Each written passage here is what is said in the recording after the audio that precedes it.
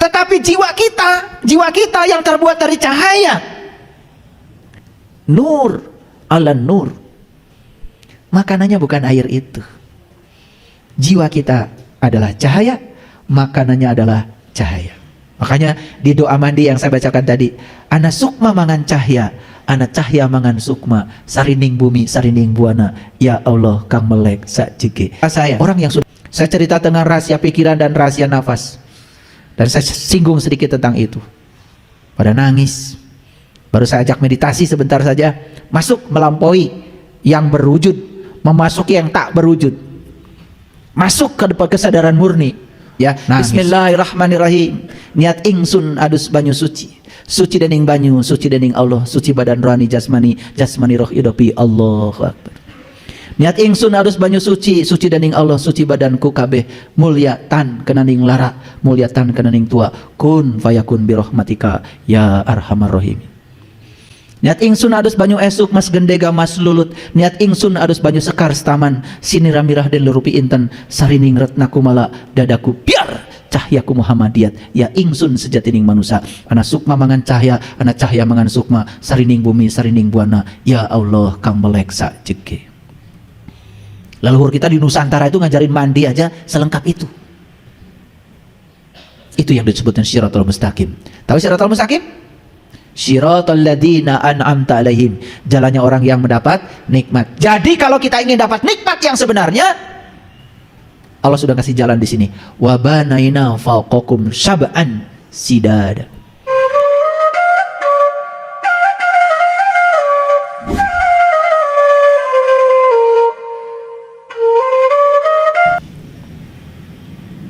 Pembuluh darah menyempit, sementara darah yang naik ke atas berduyun-duyun. Pecah pembuluh darah. Ketika pembuluh darah di otak pecah, hilang kesadaran, jatuh. Jatuh itu adalah episode kedua setelah pecah. Itu yang menyebabkan orang meninggal di kamar mandi. Makanya kalau mau mandi itu doa dulu, sapa dulu airnya. Terima kasih air, kamu keren. Terima kasih hari ini kamu masih datang mengunjungi aku. Suka begitu? Boro-boro. Setelah itu kemudian disapa, air itu disapa. Ya, bismillahirrahmanirrahim. Niat ingsun adus banyu suci, suci dening banyu, suci dening Allah, suci badan rohani jasmani, jasmani roh idopi, Allahu akbar. Niat ingsun adus banyu suci, suci dening Allah, suci badanku kabeh, mulia tan kenaning lara, mulia tan kenaning tua, kun fayakun birahmatika ya arhamar rahimin. Niat ingsun adus banyu esuk mas gendega mas lulut, niat ingsun adus banyu sekar staman, siniramirah den lurupi inten, sarining retna kumala dadaku biar cahyaku Muhammadiyat, ya ingsun sejatining manusia, ana sukma mangan cahya, ana cahya mangan sukma, sarining bumi sarining buana, ya Allah kang melek sakjege. Leluhur kita di Nusantara itu ngajarin mandi aja selengkap itu.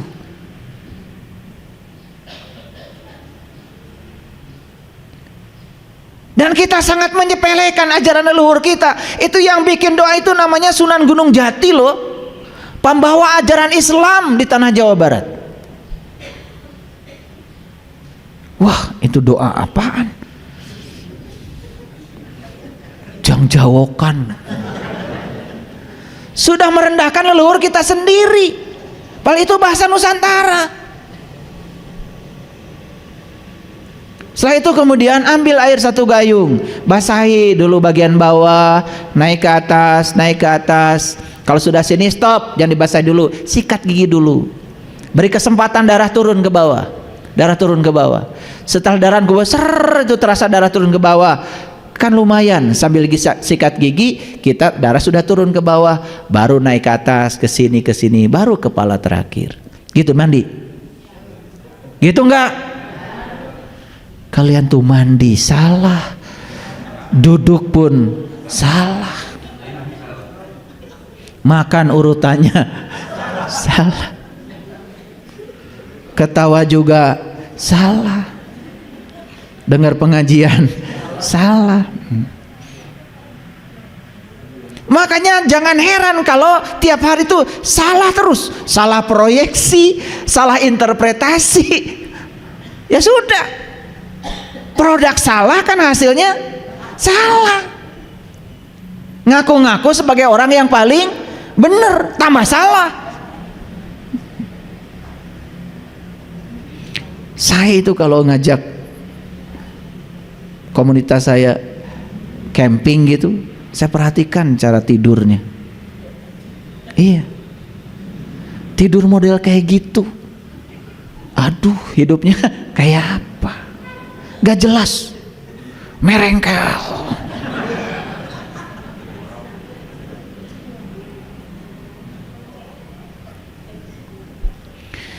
Pakai bantal sudah bertahun-tahun masih belum mengerti.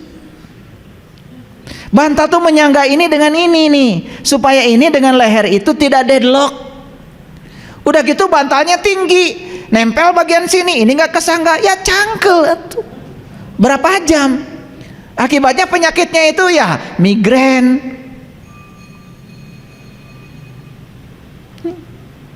Wajah-wajah migrain.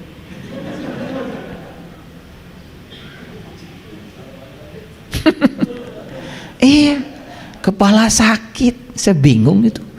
Tasnya macam-macam jenis obat penghilang rasa sakit. Ngakunya belajar meditasi. Kemana-mana bawa obat, sekantong. Luar biasa. Aduh, ya Allah, cing atau bodoh teh.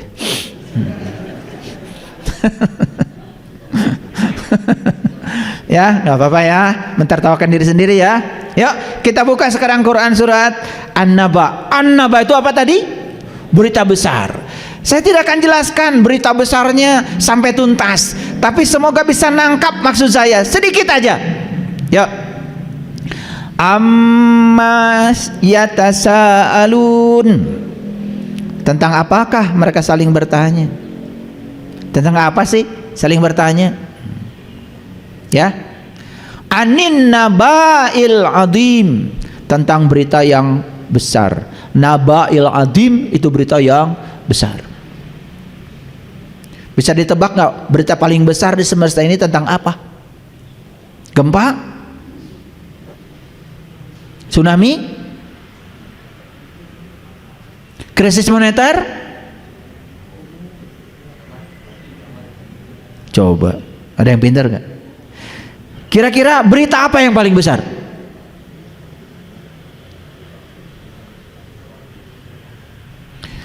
Bingung kalian tuh ya? Ya, berita yang paling besar adalah berita tentang Dia yang Maha Besar, itu aja. Pusing. Apa sih yang lebih besar dari Dia? Apa sih yang lebih besar dari Allah? Gak ada yang lebih besar dari Dia, dan tidak ada yang menyaingi Dia. Kalau berita paling besar, tentu saja berita tentang Dia. Itu aja. Ini saya udah buka rahasia sedikit. Bukan tentang itu, tentang ini bukan. Berita paling besar adalah berita tentang Dia yang Maha Besar. Itu saja. Sudah tahu berita itu?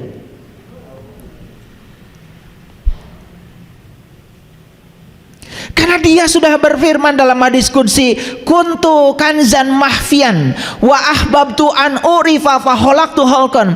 Aku adalah suatu perbendaharaan yang tersembunyi. Aku ingin agar aku dikenali, maka aku ciptakan kalian semua agar dengan ciptaan itu kalian bisa mengenali aku. Jadi berita yang paling besar itu adalah berita tentang Dia yang Maha Besar. Apa beritanya? Karena Dia itu menciptakan alam semesta ini cuma satu tujuan, hanya ingin dikenal. Wa ahbabtu an urifa, aku rindu untuk dikenal. Dia Maha Pencipta, maka mewujudkan dirinya sebagai pencipta. Dalam ciptaannya tersimpan kebesarannya. Tidak mungkin seorang pelukis mengatakan, saya seorang pelukis, keheula. Mana lukisan Anda? Baru akan bikin, aduh, kakara rek nyieun bilang pelukis. Nggak bisa. Disebut pelukis kalau dia memang sudah melukis. Disebut dia itu adalah seniman kalau dia memang sudah menghasilkan produk seni. Kalau dia belum menghasilkan produk itu, berarti dia tidak sedang mengenalkan dirinya. Dia sang Maha Pencipta, tidak sekedar saya yang menciptakan, tidak. Dia mengenalkan dirinya dengan semua ciptaannya. Dia yang Maha Agung, dia mengenalkan diri dengan segala keagungannya. Dia yang Maha Welas, Maha Asih, dia mengenalkan diri dengan welas asihnya. Itulah Allah, semuanya nyata. Jadi kalau ada orang mengatakan Allah itu gaib, karena dia belum bisa melihat saja. Gaib bagi yang tidak tahu. Allah itu bukan maha gaib, Allah itu maha nyata. Kemanapun kalian memalingkan wajah, kata Allah, kalian akan selalu mendapati wajahku. Lanjut dulu. Alladzi hum fihi mukhtalifun. Dan mereka masih pertentangkan, masih perselisihkan tentang ini, tentang berita besar ini.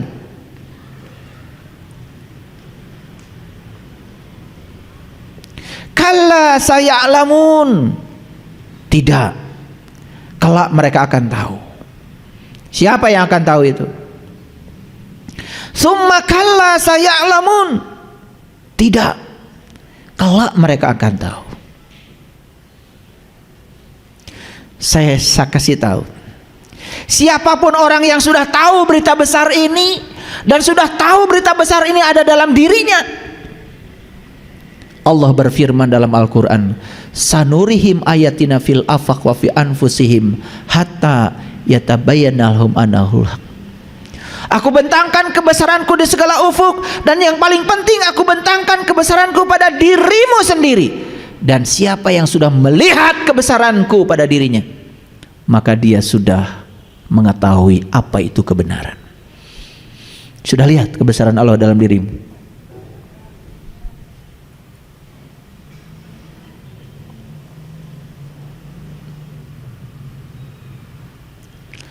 Alam naj'al lil ardo mihada. Bukankah kami telah menjadikan bumi itu sebagai hamparan?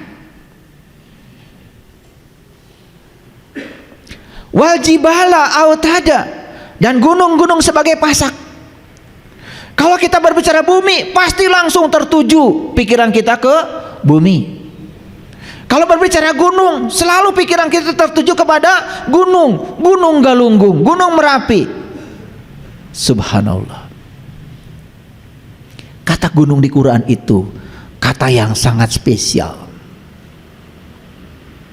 Ketika Nabi Musa minta melihat Tuhan, ya Tuhanku, nampakkanlah diri Engkau kepadaku agar aku dapat melihatmu. Itu di Quran surat Al-A'raf ayat 143. Apa kata Tuhan? Kamu tidak akan sanggup melihatku Musa, tapi lihatlah ke gunung ini. Disuruh melihat gunung malah. Ketika gunung itu masih berada di tempatnya, niscaya kamu dapat melihatku. Lalu Allah berfirman, falamma tajalla rabbuhu lil jabal, ketika Tuhan bertajali di gunungnya Musa, saat itu Musa mengalami fana.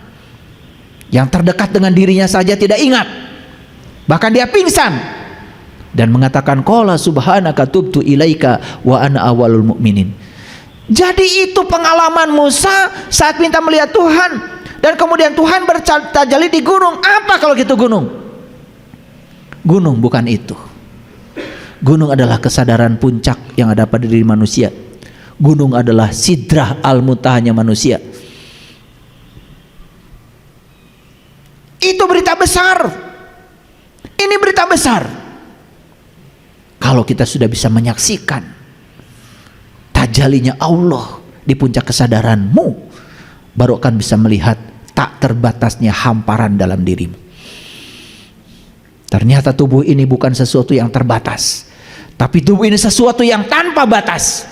Ternyata yang ada dalam tubuh kita bukan sesuatu yang terbatas, tapi sesuatu yang tanpa batas. Baru ucapan Allahu Akbar itu menjadi bermakna dan ada rasanya. Wa khalaqnakum azwaja, dan kami jadikan kamu berpasangan. Selama ini ketika kita mendengarkan kata pasangan di Quran, selalu aja suami istri. Suami istri itu pilihan. Pasangan itu jasmani dan ruhani, Adam dan Hawa. Karena kita itu datang ke dunia sudah berpasangan, ada jasmaninya, ada ruhaninya. Ini pasangan sudah sempurna.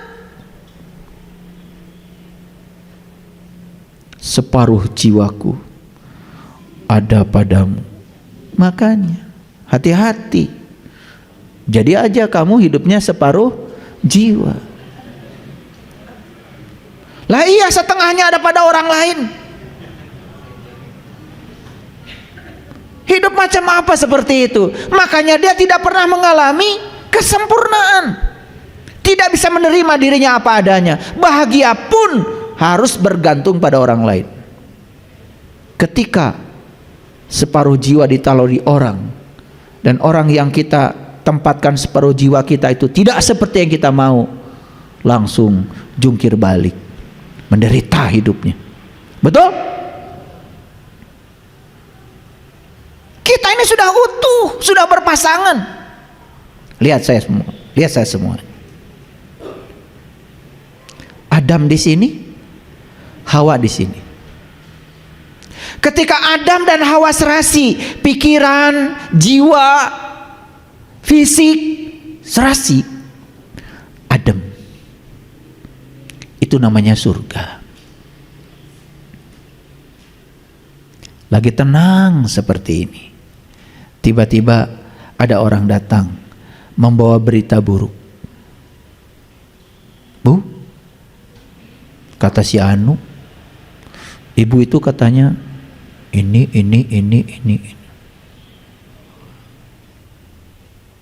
Tuh yang datang tuh namanya buah holdi.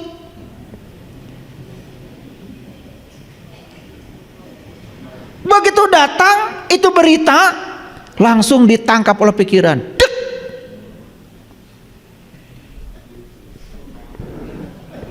Wah, mulai. Betul. Jadi yang tadinya Adam dan Hawa sedang di surga, sedang menikmati keserasian, kedamaian itu, saat itu dia menelan buah holdi itu, langsung dia terusir dari surga, masuk ke dalam kemarahan, kebencian. Itulah neraka. Ngartos ya teh? Quran itu kontekstual, konseptual, bukan cerita sejarah masa lalu. Quran itu terjadi di sini, saat ini, sekarang, dan kita mengalami setiap saat. Betul apa tidak?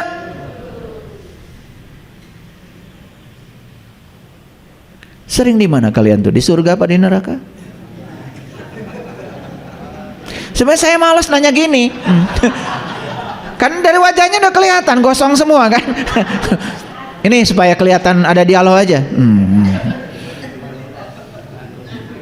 Formalitas, biar kelihatan ada dialog. Sebenarnya malas saya nanya, karena sebenarnya nggak nanya juga saya udah tahu. Kan dikit-dikit marah, dikit-dikit benci, dikit-dikit tidak bisa menerima kenyataan. Betul? Ketika orang lain tidak sama dengan pikiran Anda justifikasi orang lain itu salah. Bahkan dengan mudahnya menyesatkan orang lain. Ingat, di Quran Allah mengatakan, Inna Rabbaka huwa alamu biman dhalla an sabilihi wa huwa alamu bil muhtadin. Hanya Allah yang tahu siapa yang tersesat di jalannya dan siapa yang mendapatkan petunjuk. Tidak ada satu manusia pun berhak memberikan penilaian pada manusia yang lain. Kalau kita pedomannya Quran, yuk pedomani Quran. Karena Quran mengatakan inna rabbaka huwa alamu biman dhalla an sabilihi wa huwa alamu bil muhtadin. Hanya dia Allah yang tahu siapa yang tersesat di jalannya, siapa yang mendapatkan petunjuk. Dan Allah ketika kita tersesat, ditariknya oleh Allah, dikasih berbagai macam pesan. Betul nggak? Hidupmu menderita terus karena ada yang salah dengan hidupmu. Tuh, tubuh fisikmu sakit terus karena ada yang salah dengan cara hidupmu. Tuh, kamu konflik terus dengan orang lain, ada yang salah dengan cara hidupmu. Jadi Allah itu tidak pernah menghukum, tetapi Dia hanya mengingatkan kita supaya kita kembali ke jalannya. Itu yang dilakukan Allah. Dan kenapa kita menderita terus-menerus? Satu, karena kita tidak bisa menangkap pesan Allah kepada kita. Begitu banyak peristiwa yang terjadi, tapi kita tidak bisa menangkap pesan itu. Paham sekarang? Sudah berpasangan kita? Sudah sempurna kita? Ya sudah, kalau sudah sempurna, sudah berpasangan, ya sudah. Bahagia tentukan oleh kamu, jangan ditaruh di orang. Mau bahagia aja pakai kalau kamu baik sama saya bahagia. Loh, mulai. Apa dapat dijamin orang baik terus pada kamu? Berarti kalau orang tidak baik, kamu tidak bahagia gitu? Ya Allah, bahagia macam apa yang kayak gitu? Itu bukan bahagia, itu senang. Karena kamu mendapatkan yang kamu mau, itu senang. Bahagia itu tidak bergantung mendapat atau tidak mendapat. Itu keputusanmu sendiri. Saya tetap saja tenang dan damai apapun yang orang lakukan pada saya. Saya tidak akan pernah mengizinkan apapun meruntuhkan kedamaian saya sendiri. Terlarang bagi saya menelan buah holdi. Cerita buah holdi aja dari dulu nggak ngerti-ngerti. Betul nggak? Jadi menelan buah holdi betul-betul menelan buah. Bukan. Yang paling berbahaya itu bukan mulut ini. Nih mulut ini. Telan olehmu semua pun berita dari luar lewat sini. Langsung kalian akan sengsara. Betul apa tidak? Masa nggak ngerti-ngerti selama ini? Segitu banyak pengalaman menderita. Anteng aja di situ. Iya, duit nggak punya, penyakit banyak, betul nggak? Iya, mau ngaji aja ke sini nggak punya ongkos, apa bukan penderitaan itu, betul nggak? Tetapi itu bukan Allah sedang menderitakan kita, tidak. Allah hanya mengingatkan kita, ada yang salah dengan cara berpikirmu, ada yang salah dengan cara hidupmu, segera perbaiki. Jadi cara Allah berkomunikasi dengan kita ya seperti itu. Paham sampai sini? Oke, lanjut dulu. Wa ja'alna naumakum subhata. Dan kami jadikan tidurmu istirahat. Tidur yang mana ini? Tidur yang mana? Hati-hati. Bukan tidur yang itu yang ngorok. Kalian tidur itu masih mikir. Mimpi yang buruk-buruk. Mungkin dikejar anjing gelo. Tidur macam apa kayak gitu, nggak istirahat, betul nggak? Makanya bangun tidur badan pegel-pegel, kepala pusing, nggak istirahat, jalan-jalan. Kemana kita tidur jalan-jalannya? Ke tempat yang sesuai dengan frekuensi jiwa kita. Ini saya kasih tahu ya, kalau hari ini kita masih tidurnya yang buruk-buruk, mimpi yang buruk-buruk, itu sudah jelas isyaratnya bahwa jiwa kita masih sefrekuensi dengan yang buruk-buruk itu. Saya kan sudah tahajud, saya sudah duha, saya sudah baca Quran tiap hari, gak peduli. Itu artinya aktivitas yang kita lakukan itu tidak membuat kita tambah suci. Berarti ada yang harus diperbaiki. Gampang kok. Nanti saya bikin episode khusus deh tentang tidur. Banyak yang nggak ngerti tidur itu apa. Jadi kemana kita saat tidur? Kita akan memasuki alam yang sefrekuensi dengan kualitas dari jiwa kita. Gak mungkin orang yang kebenciannya luar biasa, suka membicarakan keburukan orang, tiba-tiba besok cerita, tadi malam saya ketemu Nabi Muhammad. Gak mungkin. Beda frekuensi. Gak mungkin orang-orang kotor kayak gitu bisa ketemu dengan orang suci. Gak mungkin. Jadi kalau ngomong tuh yang benar aja lah. Ya. Tidur yang mana istirahat? Nih, tidur yang istirahat itu persis seperti tidurnya Ashabul Kahfi di gua. Itu yang tidurnya 300 tahun dan ditambah 9 tahun. Itu bahasa simbolik. Nggak akan saya buka itu rahasianya. Enak aja. Saya belasan tahun cari tidur kayak gitu. Keliling dunia saya. Betul nggak? Wah, udah belajar semua tradisi meditasi. Ya, enak aja. Miliaran saya keluar duit. Ini gratis lagi. Nggak boleh ya ilmu itu gratis. Karena kalau mendapatkan sesuatu dengan cara gratis, membuangnya gampang. Makanya di zaman Rasul ilmu itu ada maharnya. Itu bukan jual beli ilmu loh, ya. Karena apa? Mahar itu bukan membeli ilmu. Ilmu yang tinggi tidak bisa dibeli, apalagi ilmu tentang ketuhanan. Tetapi kalau kita mengeluarkan uang, hanya melepaskan kemelekatan kita pada uang supaya kita ihram, supaya jahitan-jahitan kita pada yang selain Tuhan dilepaskan dulu. Itu maksudnya, ya. Cerdas sedikit. Bagaimana kita bisa istirahat? Harus tidur. Tidur yang mana? Nah, tidur ini yang harus kalian cari ilmunya. Dan tidur ini tidak usah berjam-jam, hanya beberapa detik saja. Makanya di Quran surat Al-Ma'arij dikatakan, satu hari di alam cahaya sama dengan 50.000 tahun di alam dunia. Beberapa detik saja kita berada di alam itu, luar biasa.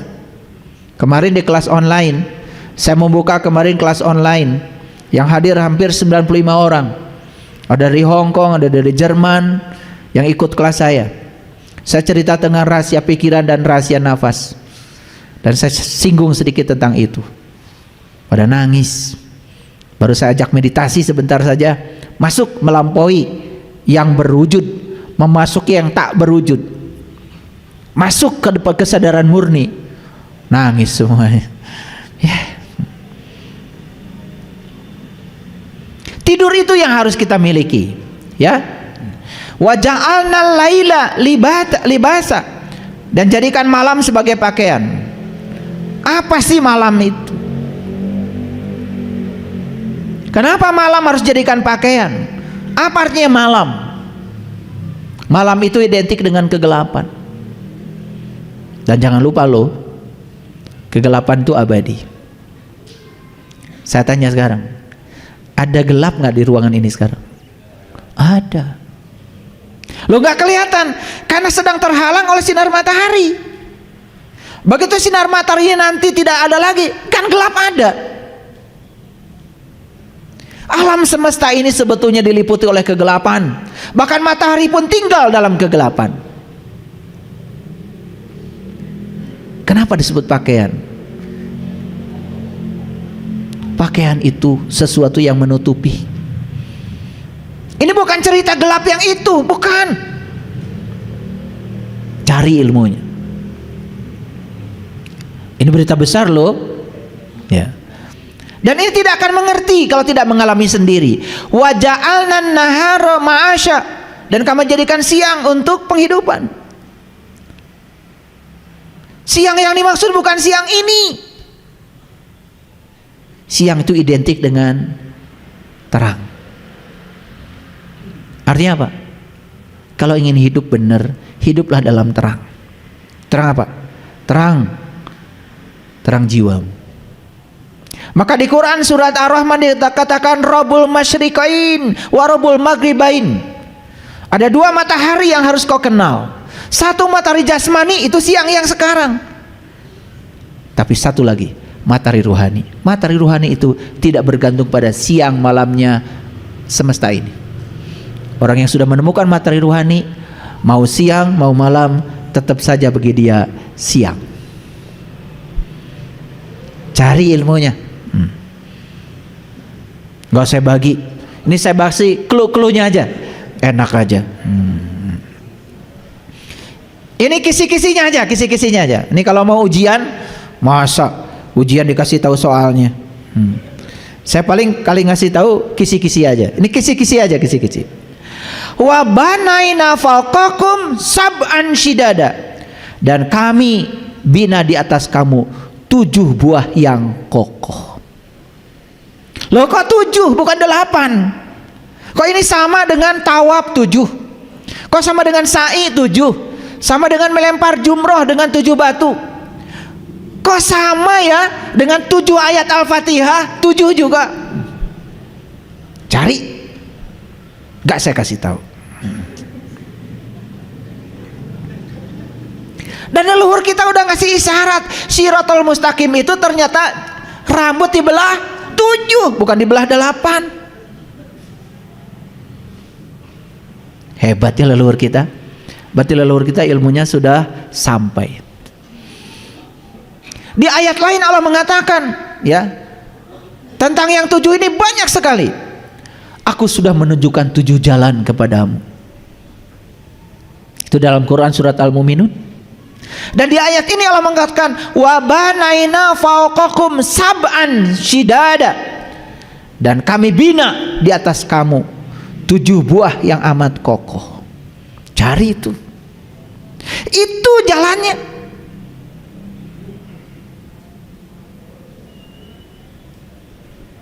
Itu yang disebutkan Shiratal Mustaqim. Tahu Shiratal Mustaqim? Shiratal ladzina an'amta alaihim. Jalannya orang yang mendapat nikmat. Jadi kalau kita ingin dapat nikmat yang sebenarnya, Allah sudah ngasih jalan di sini. Wa banaina fawqakum sab'an sidada. Keren banget ya.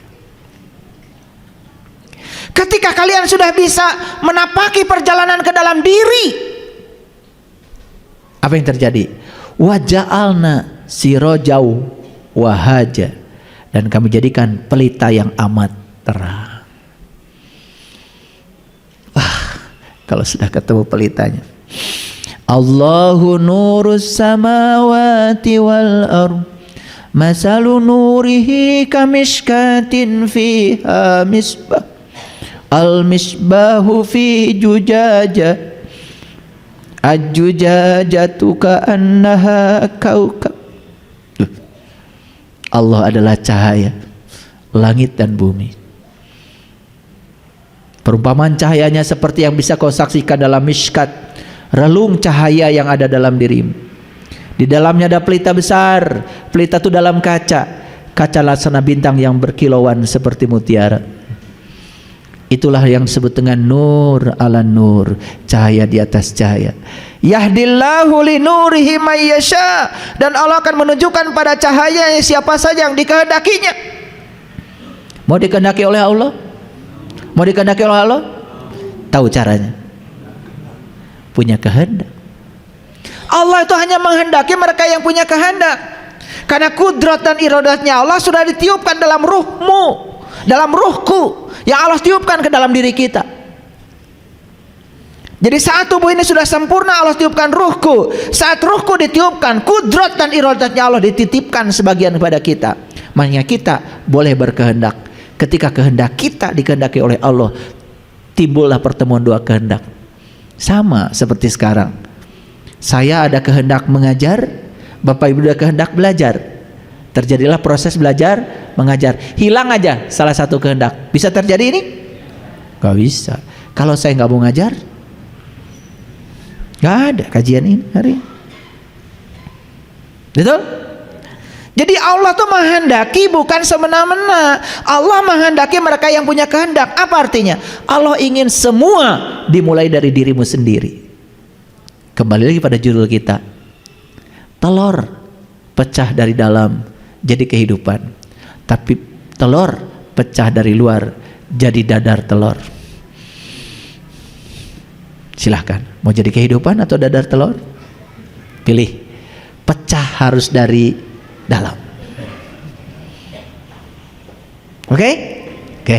Udah mulai ya, judulnya udah mulai tersambung ya. Oke. Ketika kita sudah bisa menemukan yang 7 kata Quran ini, berita besar ini, maka kamu akan melihat pelita yang amat terang. Wa ja'alna sirajau wahaja. Kalau sudah ketemu pelita yang terang, maka hidupmu tidak akan gelap gulita lagi. Wa anzalna minal mu'syirati ma'an sajjaja, dan kami turunkan dari awan air yang tercurah. Lihat saya semuanya sekarang. Air tadi ada berapa? 2. 1 air jasmani untuk kehidupan jasmani. Tapi ada 1 air lagi yang namanya air ruhani. Itu untuk kehidupan ruhani. Tubuh yang berasal dari tanah butuh air yang jasmani. Tetapi jiwa kita yang terbuat dari cahaya, nur ala nur, makanannya bukan air itu. Jiwa kita adalah cahaya, makanannya adalah cahaya. Makanya di doa mandi yang saya bacakan tadi, ana sukma mangan cahya, ana cahya mangan sukma, sarining bumi sarining buana, ya Allah kang melek sakjike. Orang yang sudah di level itu melek selamanya, itu namanya eling lan waspodo. Itu yang disebut dengan mawas diri. Nggak akan terjatuh kalau sudah di situ, nggak akan. Bisnis berhasil biasa, bisnis gagal biasa.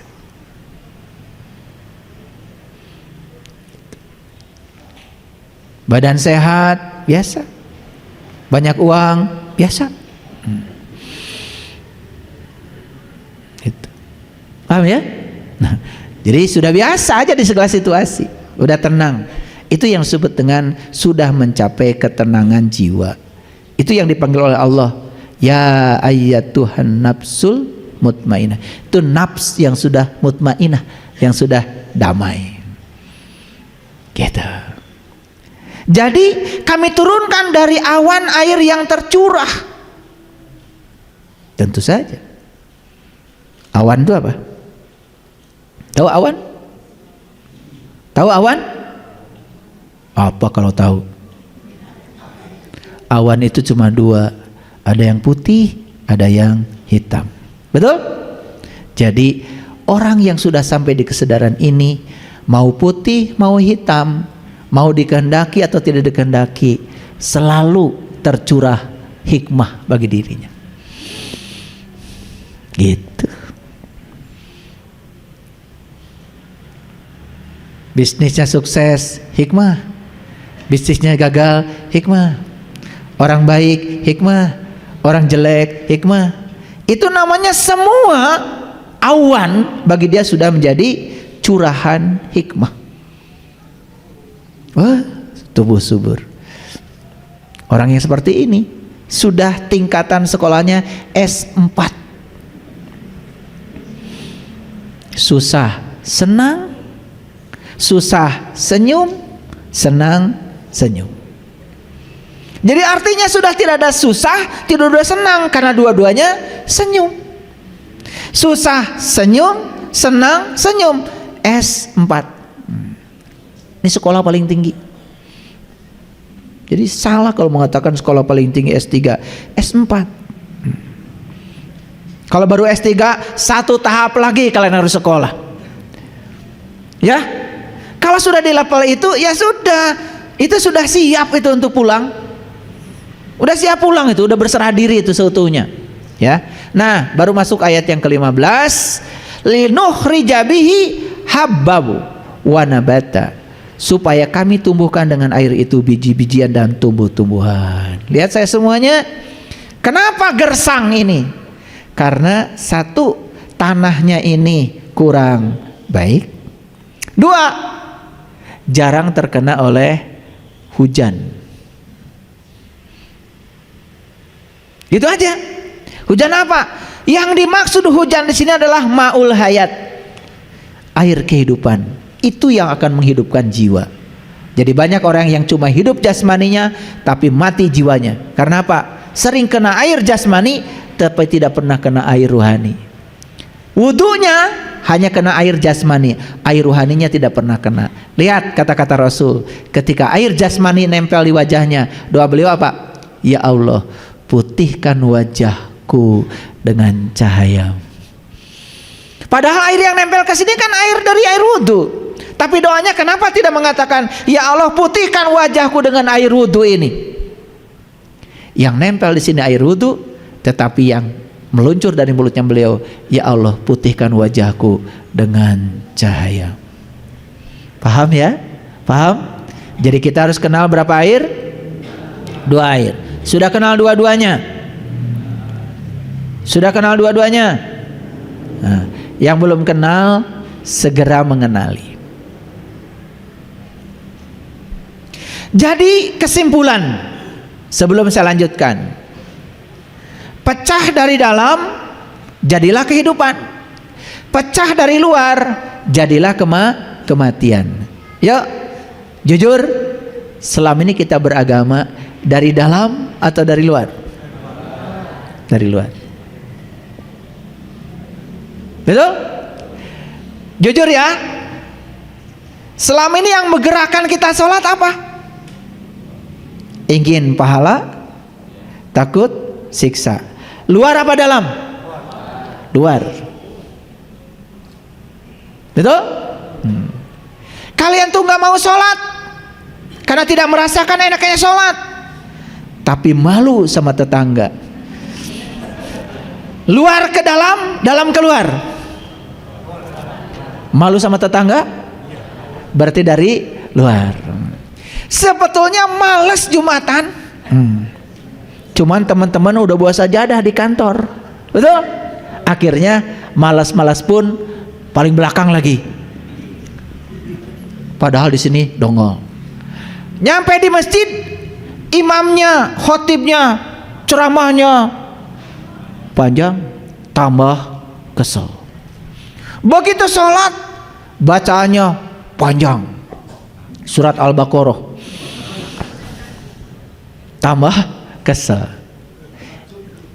Jadi kita jadi menyiksa diri sendiri. Kenapa? Karena sebetulnya yang menggerakkan kita adalah faktor eksternal, bukan internal. Mohon maaf saya bicara begini, saya pernah berada di situasi itu. Jadi pengalaman. Makanya saya jadinya nggak mau sekarang membodohi diri saya sendiri. Saya ingin Jumatan ya dari dalam saya. Saya ingin sholat dari dalam saya. Saya ingin tahajud dari dalam saya.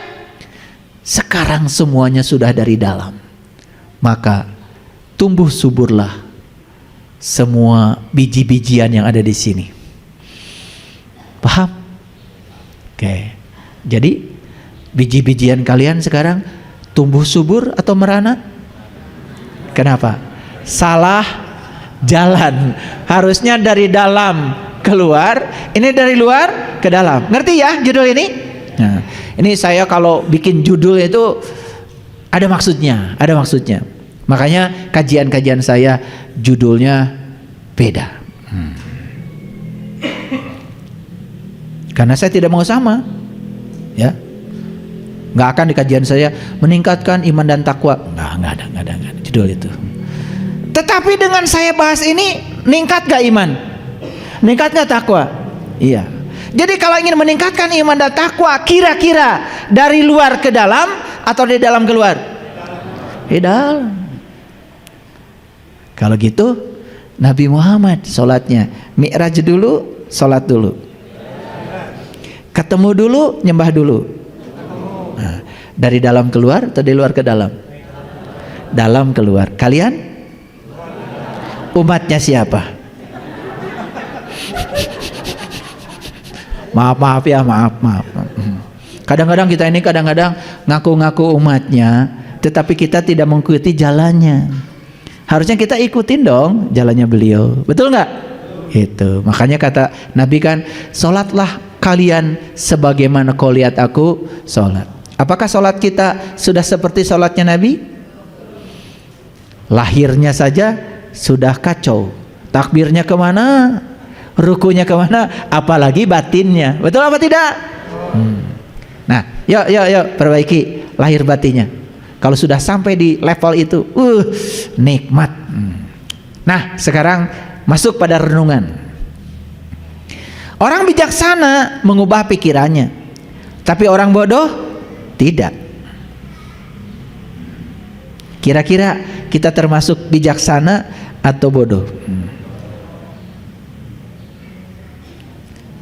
Belum ngerti ya? Oke, kalau belum mengerti gini. Ada orang pinjam uang sama kita 3 hari, janji belum mengembalikan. Ya? Mana yang kita lakukan? Mengubah pikiran atau memaksa orang supaya dia bayar? Ini udah mulai tidak jujur ini. Udah mulai tidak jujur. Tapi kerasa ke sayanya langsung nih. Jawab yang benar, yang jujur. Mengubah pikiran atau memaksa orang? Bijaksana apa bodoh? Nah, itu harus pakai contoh. Kalau orang bijaksana mengubah pikirannya. Pikirannya gini, pasti nanti juga kalau dia udah punya duit pasti dikembalikan dong. Gitu. Yang diubah pikiran dia, bukan memaksa orang. Enak gak mengubah pikiran? Enak. Udahlah, saya doakan saja. Semoga dia banyak rezekinya. Saldonya nambah, utang sama saya selesai. Kalaupun nggak bisa bayar, ya nggak seberapa. Kan duit saya dari Allah lebih banyak daripada ini pinjam sama dia. Coba. Mengubah pikiran itu adem. Ini namanya memecahkan telur dari dalam. Nah, kalau tidak dikasih contoh kayak gini kan kalian bingung ya. Belum ngerti ya. Bukan belum jujur, belum ngerti. Nah, sekarang ditanya lagi. Jadi kalau ada orang pinjam uang, kemudian dia 3 hari belum bayar, perjanjiannya 3 hari, mengubah pikiran atau memaksa orang harus bayar sambil marah-marah? Jujur. Sudah mulai ya, tambah tidak jujur. Ya setelah ini begitu kan? Setelah ini, kemarin wah, sudah keluar kata-kata umpatan, betul? Luar biasa. Saya pernah, ini pengalaman ya. Saya pernah punya utang 40 juta. Kemudian harus bayar 570 juta.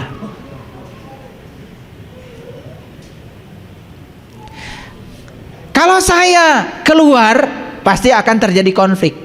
Tapi saya subah pikiran saya. Pikiran saya begini, stop ya utangnya, saya bikin pengakuan utang. Saya tanda tangan. Stop ya, jangan jalan lagi segini. Doakan saya ya, punya kemampuan membayarnya. Saya ubah pikiran saya. Ini nggak main-main nih, Allah ngasih tantangan sama saya. Dan pasti Allah itu ngasih caranya sama saya. Begitu saya bilang, Engkau yang akan ngasih caranya ya Allah. Saya tidak melihat saldo saya hari ini, tapi saya melihat saldo di rekening Allah yang luar biasa tanpa batas. Hanya dalam waktu sekejap saya punya uang sebesar itu. Saya kresekin, saya kasih. Jadi mengubah pikiran itu selalu keren. Kira-kira kalau seperti saya 40 jadi 570 siap?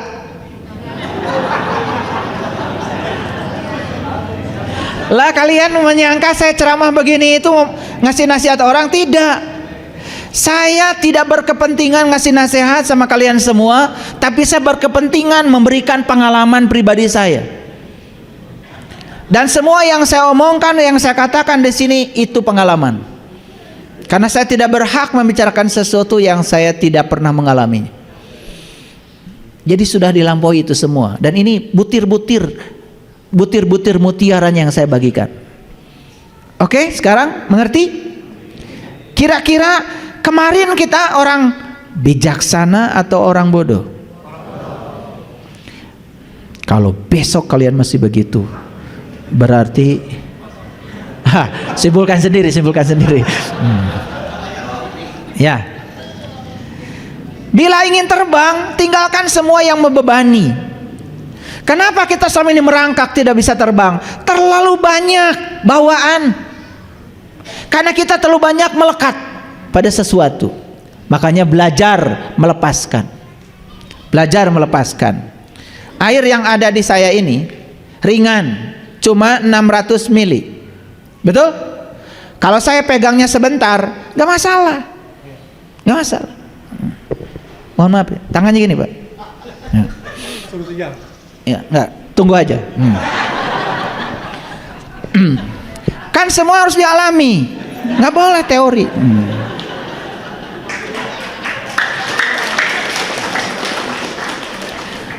Para hadirin, perubahan itu menyakitkan, Tapi tidak ada yang lebih menyakitkan daripada bertahan pada tempat yang bukan milik kita. Lihat saya semuanya. Perubahan itu menyakitkan, tetapi tidak ada yang lebih menyakitkan daripada bertahan pada tempat yang bukan milik kita. Kita ini selama ini sering tinggal di tempat yang bukan tempat kita. Pura-pura baik, pura-pura menyenangkan, pura-pura soleh, pura-pura hebat, padahal semuanya sedang menipu diri kita sendiri. Daripada kita tinggal di tempat yang bukan milik kita, yuk kita sekarang pindah ke tempat kita sendiri. Artinya apa? Jadi diri sendiri. Pegal Pak? Oke, kasih ya Pak. Oke, tepuk tangan dulu.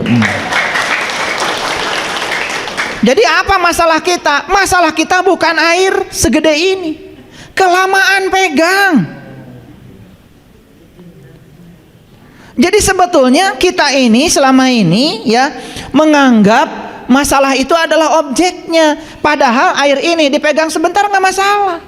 Tapi tadi dipegang agak lama, pegal Pak. Jadi sebetulnya yang menimbulkan pegal itu berat air ini atau lamanya pegang air? Kelamaan. Jadi sebetulnya yang kalian membuat bermasalah dalam hidup itu kelamaan megangnya. Lah iya, orang yang menyakiti kita, dia aja udah lupa sama kita masih ingat sama dia, kelamaan. Betul apa tidak? Lah iya, kelamaan. Ya wajahnya kayak gini kalau kelamaan, pucat. Nah, kita selama ini tidak tinggal di tempat kita. Selama ini kita tinggal di tempat yang bukan milik kita. Maaf ya, berpura-pura. Sepanjang kita beragama berpura-pura, padahal kita sebenarnya tidak menikmatinya, sepanjang itu tidak akan pernah mengubah kesadaran kita. Maka saya mengajak, yuk mulai beragama seperti yang diajarkan para nabi, para rasul.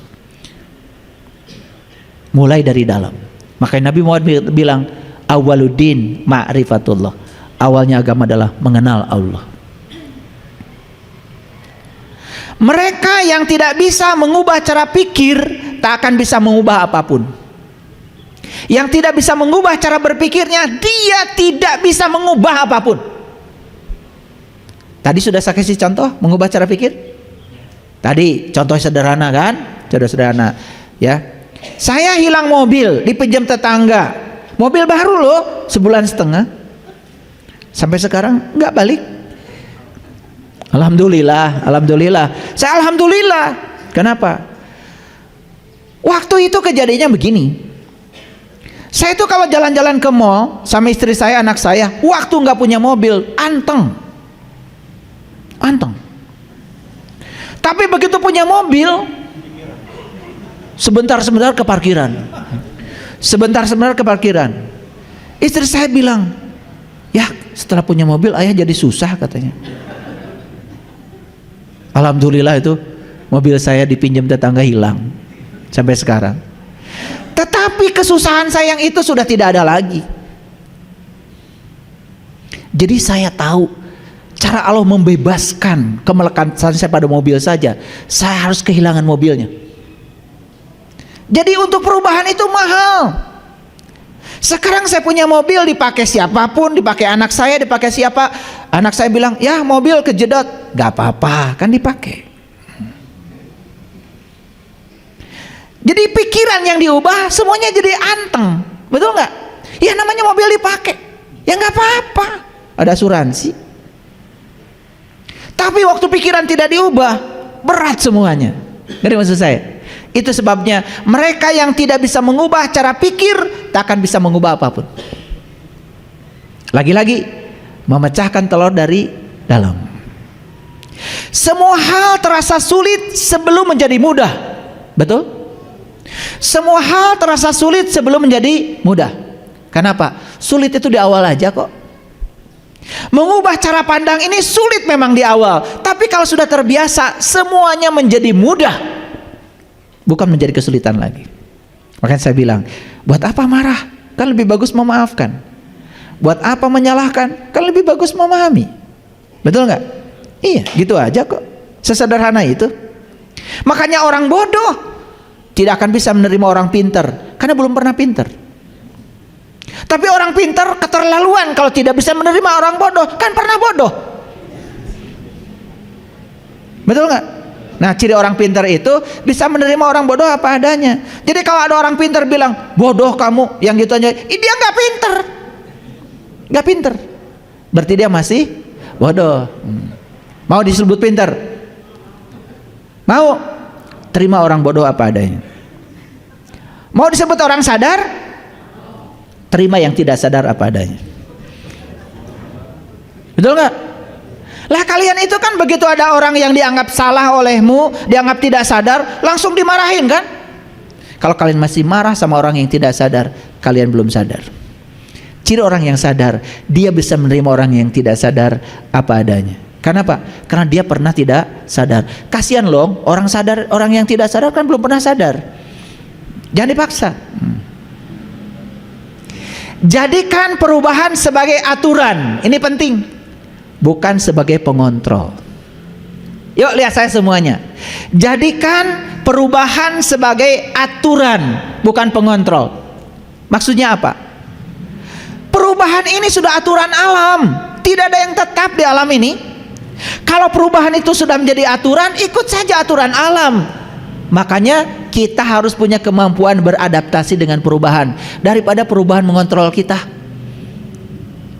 Nah, banyak orang yang masih dikontrol oleh perubahan, sehingga apa? Dia tidak siap untuk berubah. Karena apa? Dia menganggap perubahan itu sebagai musuh. Akibatnya dikontrol oleh perubahan. Sekarang yuk kita yakini kalau perubahan itu adalah aturan. Banyak yang mengatakan bahwa waktu mengubah banyak hal, tetapi sebenarnya kita harus mengubahnya sendiri. Jadi jangan menunggu sesuatu dirubah oleh waktu. Lebih bagus diubah oleh diri kita sendiri. Hanya diri kita yang bisa mengubah hidup kita. Tidak ada orang lain yang bisa melakukannya untuk kita. Mau berubah? Hanya diri kita yang punya kemampuan berubah. Orang lain tidak bisa melakukannya untuk kita. Pada saat tertentu kita memiliki dua pilihan. Untuk melangkah ke depan menuju pertumbuhan atau mundur ke belakang menuju kenyamanan. Pilih mana? Pilih mana? Nah, kalau kita memilih pertumbuhan berarti melangkah ke depan. Kalau kita memilih kenyamanan berarti melangkah mundur ke belakang. Dan orang yang memilih kenyamanan tidak punya pengalaman baru. Hidupnya tidak variatif, gitu-gitu aja. Ya, kayak patung. Makanya patung haram. Nah, yang haram itu bukan patungnya, sifat kita yang tidak mau berubah. Itu patung yang dibikin oleh ahli seni tidak berbahaya. Yang berbahaya itu adalah sifat kita yang tidak mau berubah. Itu yang haram. Setiap orang berpikir untuk mengubah dunia, tapi tidak ada orang yang berpikir untuk mengubah dirinya sendiri. Yuk sekarang tidak usah bikin organisasi ini, organisasi itu untuk mengubah dunia. Gak usah. Ubah aja diri kita sendiri. Saya cuma khawatir aja. Kita bikin organisasi ini, itu untuk mengubah dunia, tetapi kita lupa mengubah diri kita sendiri. Sekali lagi, dunia tidak akan berubah kalau tidak dimulai oleh perubahan pada diri kita sendiri. Betul? Yuk sekarang fokus ke dalam. Fokus ke dalam.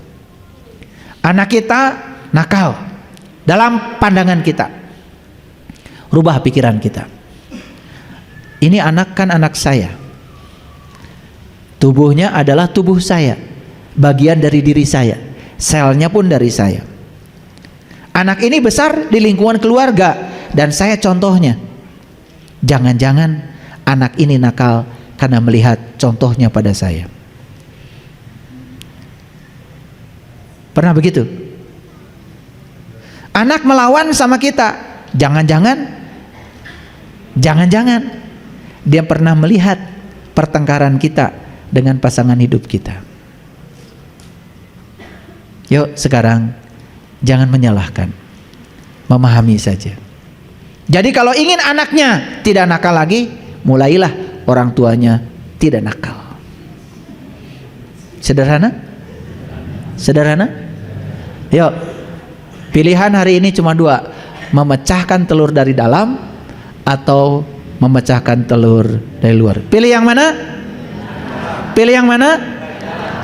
Berarti kalau sudah memilih itu komitmen kita. Terima kasih. Assalamualaikum warahmatullahi wabarakatuh.